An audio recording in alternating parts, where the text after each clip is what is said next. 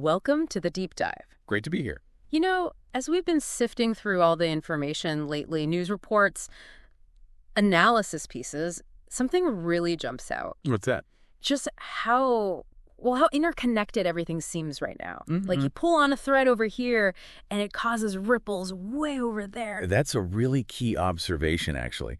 It's fascinating how these situations that seem separate, like, the conflict in Europe, the nuclear worries in the Middle East, military exercises in Asia, they're not isolated. Exactly. Not in a vacuum. They're all part of this bigger interconnected puzzle. And that's exactly what we want to dig into today. We've looked closely at three main areas from the materials you shared. Right. First, the war in Ukraine, obviously, and its international ripple effects.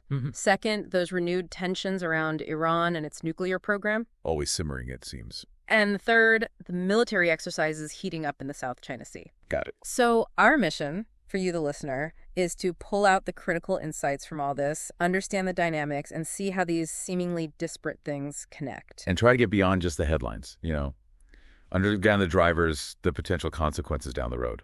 Okay, let's dive right in then. Ukraine. Overnight, reports of Ukrainian drone attacks hitting Kursk. That's inside Russia, near the border.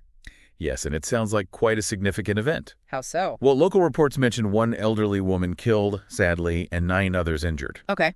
But what really stands out is the apparent scale. We're hearing about fires in buildings in the administrative center of Kursk. Multiple buildings? Yeah, and damage to a multi-story building, apartments. People had to be evacuated. Wow. Even an ambulance depot got hit, 11 vehicles damaged, reportedly. That's quite a bit of concentrated damage. And this wasn't a one-off, was it?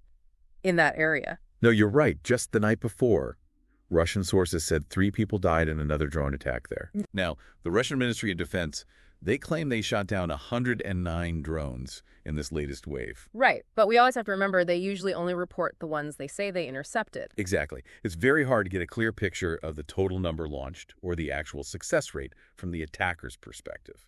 And Ukraine hasn't officially claimed responsibility. No official statement from Kyiv, no independent verification yet. It's all happening in that typical fog of war. Which is common, I suppose, for these cross-border things. Very typical. Yeah. So while we need to be cautious with the specifics, the consistent reports from the Russian side do suggest, a pretty substantial and ongoing effort by Ukraine. Okay, so we have this uptick in military action on the ground. But it's happening alongside some, cautious diplomatic talk, right? Yes, the diplomatic track is still there, sort of sputtering along. We saw comments from Dmitry Peskov at the Kremlin. About a potential Russia-U.S. agreement. Right. He mentioned political will being needed, but, crucially, no clear timeline. He called the contacts constructive, but ongoing. Constructive but ongoing doesn't exactly scream breakthrough, does it? No, it's classic diplomatic language. It suggests talks are happening, but the lack of commitment on timing. That tells you a lot about the deep disagreements still there. And Ukraine and its European allies are pretty skeptical about this, I gather. Oh, very skeptical. The big worry is that Russia isn't serious about ending the war. Right. That maybe they're just using the idea of talks as a way to buy time, regroup, resupply. That's the fear, isn't it? That any pause just helps Russia rearm. That's the consistent view from Kyiv and other capitals. So when Peskov talks about the complexity needing time, but hopes for positive results, it doesn't really calm those fears. Not really, no. And alongside this cautious diplomacy, we're hearing some pretty strong language from Russia, too. Yes, Sergei Narishkin, head of their foreign intelligence. What did he say? He talked about Russia being ready for proactive action against what they call escalation from Europe. Proactive action. And he specifically threatened retaliation against NATO, naming Poland and the Baltic states as potential first targets. Wow, okay. That sounds like a significant escalation in rhetoric. It is. It feels like a deliberate move to raise the stakes. How so? Well, maybe to deter NATO countries from giving more support to Ukraine. By naming Poland and the Baltics countries that have been very supportive of Kyiv, he's sending a clear signal. A signal that the conflict could potentially spill over. That seems to be the implicit threat, yes. It definitely raises the risk of miscalculation. Absolutely. And speaking of widening scope, this Russia-North Korea relationship, it seems to be getting deeper and raising alarms. Big alarms. NATO Secretary General Mark Rutte recently warned about something quite startling. What was that? Indications that Russia might be considering putting nuclear weapons in space. In space, like anti-satellite weapons. That seems to be the implication. Rutte suggested Russia might be doing this to make up for, quote, obsolete space capabilities. Okay, that sounds almost sci-fi, but the consequences could be devastating. Exactly. Knocking out satellites could cripple global communications, navigation, military systems, the economy, everything. And it would violate international treaties, wouldn't it? Oh, absolutely. Yeah. The 1967 Outer Space Treaty explicitly bans weapons of mass destruction in orbit. And space is already getting crowded and contested, which just adds to the danger.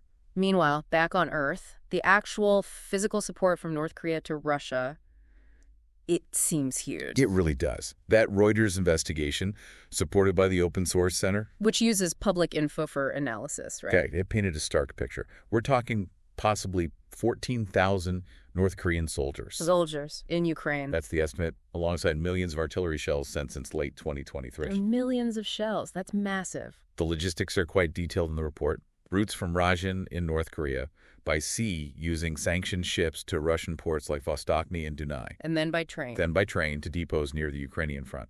They confirmed 64 shipments just between September 23 and March 25 using satellite images. So it's not just happening, it's a sustained, large-scale operation. Precisely. The key takeaway isn't just the supply itself, but the strategic dependency it creates. It links these two countries in a way that could have really long-term effects. And it's making a difference on the battlefield. Ukrainian military sources claim that, at times, up to 70% of the Russian artillery they face comes from North Korea. 70%? That's incredible. It shows just how vital this lifeline has become for Russia. Some documents reportedly showed certain Russian units using only North Korean munitions. Wow. And it's not just shells, right? Missiles, too. Yes, 148 KN-23 and KN-24 ballistic missiles transferred since late 23. And apparently, the newer versions are more accurate down to maybe 50 or 100 meters. And you mentioned soldiers earlier, North Korean soldiers fighting. Reportedly used as assault units on the front lines. That's a major step up in direct involvement. This whole relationship seems, well, like a two-way street, potentially. That's a major concern. U.S. General Christopher Cavoli warned about it. Warned about? That Russia might be giving North Korea advanced missile technology in return. As payment, essentially. Ah, so technology transfer. That would worry South Korea and others in Asia. Hugely. They fear North Korea getting combat experience for its troops and better missile tech from Russia. That could really destabilize the Korean peninsula and beyond. So for North Korea, this is a chance to gain real combat experience. And test their weapons in actual battlefield conditions. Which gives Kim Jong-un a huge boost for his military. Absolutely. It's a qualitative leap they probably wouldn't get otherwise. And look, they're even building a new road bridge across the Tumen River to Russia. Adding to the existing rail bridge. Exactly. The Friendship Bridge. This new bridge signals a stronger logistical connection. A long-term commitment. So when you put it all together, it really feels like a new, strengthening alliance. Driven by necessity, maybe, but also strategy. Mm-hmm. A shared sense of facing the West seems to be cementing this new military axis. Yeah, forged in Ukraine, but with implications spreading much wider across Europe and Asia. Precisely. Mm-hmm. It could significantly reshape the security landscape. Okay, let's shift gears now. The Middle East. Iran's nuclear program. It feels like the talk of a military solution is back again. It does seem to be resurfacing in international discussions, yes. Mm-hmm. And it often coincides with certain U.S. military moves. Like what? Like the recent deployment of B-2 Spirit bombers to a base within range of Iran. And those carry specific weapons, right? They do. They can carry the GBU-57 Massive Ordnance Penetrator, the MOP. The bunker buster. Exactly. A 30,000-pound bomb designed specifically for deeply buried targets, like some of Iran's nuclear sites. And then you had former President Trump saying, very bluntly, if no agreement, there will be bombings. Yes, that kind of rhetoric definitely adds tension. But how realistic is a military strike? Experts seem cautious. They are. People like Justin Brock at USI point out that airstrikes would likely only delay Iran's program, not eliminate it. Right. And maybe more importantly, there's a real risk it could backfire. It could actually push Iran to double down and accelerate their efforts to get a bomb, feeling they need it for deterrence after an attack. That makes sense. If they feel attacked, their calculation changes. And we need to remember the context here. The JCPOA, the 2015 deal. Right. That deal was meant to push Iran's breakout time The time to get enough material for one bomb out to at least a year. But since the U.S. left the deal in 2018, Iran has gradually exceeded the limits. And now, some analysts think that breakout time could be down to days or weeks. Days or weeks, that's a huge change. It's a dramatic shortening of the timeline, yes. And that's undoubtedly fueling this sense of urgency, the talk of more forceful options. And Israel's position is clear? Very clear. Defense Minister Katz recently said again they're ready to act against what they see as an existential threat. But hitting Iran's facilities, it's not easy, is it? No, it's incredibly difficult. They have numerous sites spread out. Many are heavily fortified. Like Natanz, buried deep underground. Exactly. Or Fordo, which is built inside a mountain. Targeting those effectively requires very specific, powerful weapons. Weapons Israel might not fully have. Israel's own bunker buster capabilities are thought to be limited. A really effective campaign would likely need significant U.S. involvement, potentially over several days. And even if they did manage to damage the facilities, you can't bomb away knowledge, can you? That's the fundamental problem. You destroy the buildings, but the scientists, the engineers, the blueprints, they still exist. And the fear is Iran could then just go underground? Right. Expel the IAEA inspectors, pursue enrichment secretly, and actually speed up weapon development. Kind of like North Korea did. So the core issue is a military strike is less about stopping them and more a gamble on delaying them while risking a much worse outcome. That sums it up well. Eric Brewer, a former U.S. intel analyst, made that point. Delay versus destruction, and the risk of pushing Iran towards the bomb. And others agree. Kelsey Davenport, at the Arms Control Association, expects Iran would react by hardening facilities further and expanding the program covertly. And are there signs Iran is thinking along those lines? Well, Ali Shamkhani, an advisor to the Supreme Leader, has publicly mentioned things like kicking out inspectors or suspending cooperation if they face external threats. So it's a real dilemma. Bombing could cause long-term damage, making things worse. Versus sticking with difficult, maybe frustrating negotiations in the short term. The North Korea comparison seems really relevant here. Pressuring them too hard might just make them go clandestine. Exactly. And whatever happens, the implications for the whole Middle East, for U.S. and Israeli diplomacy, for the regional balance of power, they're profound. A very high-stakes situation indeed. No easy answers. Okay, let's shift one last time. Southeast Asia, the Balakanan military exercises in the Philippines. Right, shoulder to shoulder in Filipino. Which says a lot. What's the scale this year? It's pretty significant. Around 9,000 U.S. personnel, 5,000 Filipino troops. Plus Australians and, interestingly, observers from Japan, Poland, and the Czech Republic. Europeans observing. That's new. First time for European nations, yeah. The overall numbers are slightly down from last year, though. A bit lower than 2024's 17,000 plus. But the organizers say this year is more focused, with clearer objectives. They're calling it a rehearsal for national defense. A rehearsal for national defense. That sounds pointed, given the tensions with China in the South China Sea. That context is absolutely key. Things are very tense between Manila and Beijing. We've seen those confrontations at sea. Yes. China's being much more assertive, aggressive even, in disputed waters. There are constant warnings about the risk of conflict. And the locations for these exercises reflect that. Definitely. They're happening from Palawan, near the disputed Spratlys, up to northern Luzon, which faces Taiwan as well as the South China Sea.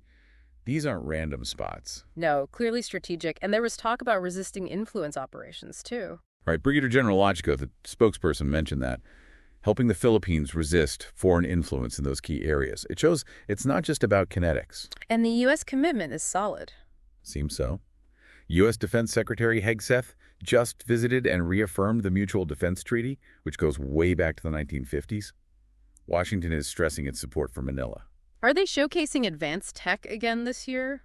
Yes, the NSS anti-ship missile system is involved. That's already based in the Philippines. And last year they debuted the Typhoon system, didn't they? They did. That was a big deal. A ground-launched system that can fire tomahawks. With range to hit China or Russia? Potentially, yes. Right. And that definitely got a strong reaction from Beijing. So deploying these systems sends a clear message. It does. It demonstrates deepening military integration and capability in a very sensitive region. But the official line from the organizers is just standard defense preparation. Pretty much. General Logico emphasized every country's right to self-defense and to train with allies. Standard international practice. And these run for a couple of weeks. Yeah, April 21st to May 9th. Plenty of time to practice, especially air and maritime defense. Which are the areas China's really pushing into. Exactly. So these exercises look like a core part of building a real deterrence posture there. Even if China is clearly not happy about it. Oh, China definitely views these drills with displeasure. It's a careful balancing act for the U.S. and the Philippines. Projecting strength without triggering escalation. That's the tightrope they're walking. Okay, well, wrapping up this deep dive, it's just striking how interconnected it all feels. Growing instability, shifting alliances. It's a complex picture. Maintaining peace seems harder in this multipolar world. It really does. And the things we discussed today, the Russian-North Korea link fueled by Ukraine, the Iran nuclear standoff, the South China Sea tension, they all have potentially huge long-term consequences. They really feel like they could reshape the global landscape. No question.